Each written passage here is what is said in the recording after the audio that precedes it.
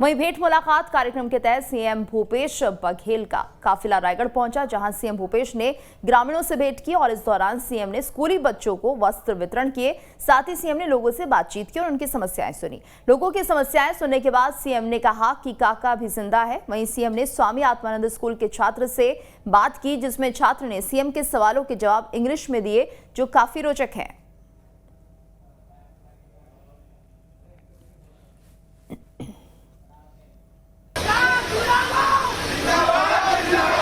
काका भी जिंदा है।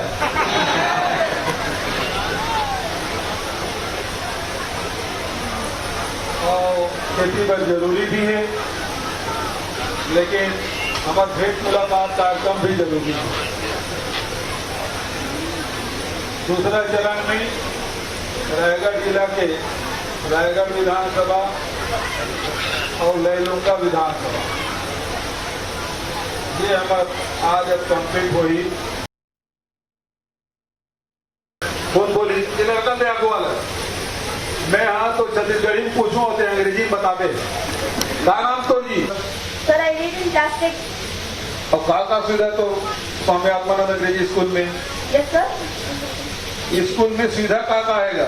Sir there are many facilities. There are 4 lab, bio lab, chemistry lab, physics lab and geography lab and the structure of school is very good and the teachers are qualified and they teach us very nicely.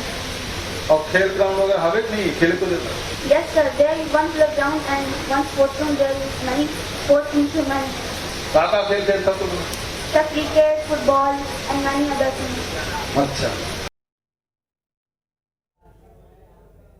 CM Bhupesh Baghel लगातार भेंट मुलाकात कर रहे हैं, जनता के बीच पहुंचकर उनकी समस्याओं को जान रहे हैं। रोजगार को लेकर सीएम भूपेश बघेल ने कहा कि हम लगातार खाली पदों पर भर्तियां कर रहे हैं। इसके अलावा सीएम ने कहा कि कृषि के क्षेत्र में सरकार अच्छा काम कर रही है, योजनाओं के जरिए भी लोगों को लाभ मिल रहा है।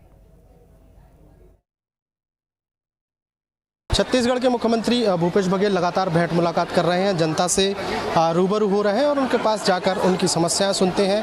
उनकी समस्याओं को हल करने की मौके पर कोशिश होती है।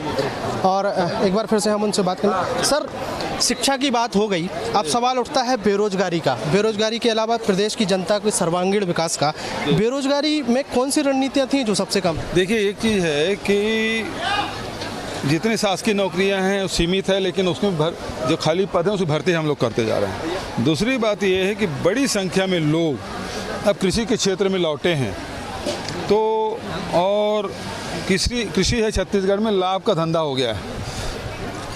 दूसरी बात ये है कि हम गौठान और गौठान के माध्यम से जो रूरल इंडस्ट्रियल पार्क है वो बना रहे हैं।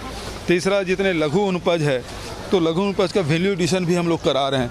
तो ऐसे करके ज़्यादा से ज़्यादा लोगों को रोज़गार देने का काम कर रहे हैं। सर, आपकी जितनी भी योजनाएं हैं सभी में महिलाओं को बराबरी का मौका मिला है, तो क्या ये वोट की राजनीति माना जाए या सर्वांगीण विकास की सोच? देखिए, ये सबसे बड़ी बात ये है कि आधी आबादी महिलाओं की है और वो यदि स्वावलंबी होंगे, उसमें यदि कॉन्फिडेंस आता है, उसमें आत्मविश्वास आता है, तो वो समाज के लिए बहुत लाभदायक होता है। आज महिलाएं खुद पैसा कमा रही है, चाहे वर्मी कंपोस्ट हो, चाहे गोबर बेच के हो, चाहे वो बाड़ी योजना के माध्यम से हो, वो सब योजनाओं के माध्यम से वो लाभ कमा रही हैं, तो उससे उसका आत्मविश्वास ज़बरदस्त बढ़ा है। सर, एक सवाल यहाँ पे केवल एक ही सवाल पूछूंगा।